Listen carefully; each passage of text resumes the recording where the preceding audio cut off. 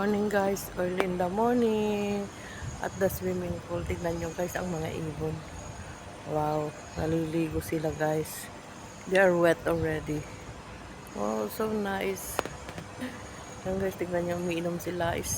That water is good for the bird because yan, mayroon siyang mga halong chlorine. Yan guys. Nandito na naman tayo guys sa swimming pool. We're gonna take our breakfast. See? Ayan.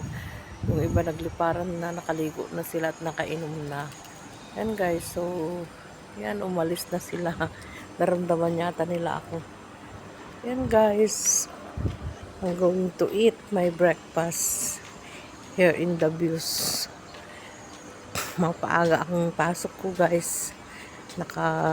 Pumasok ako mag-8 na, so there's 1 more hour to wait. Ayan.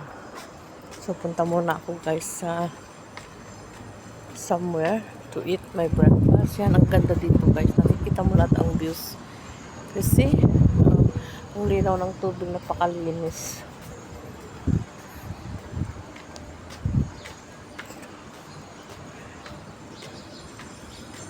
Ito guys, dito muna ako. Kakain ako ng aking breakfast. Siguro doon, punta ako doon. Gonna stay here for 1 hour. After that, pupunta na ako sa work ko. Yan guys, kain muna ako dito. Ang ganda ng views guys.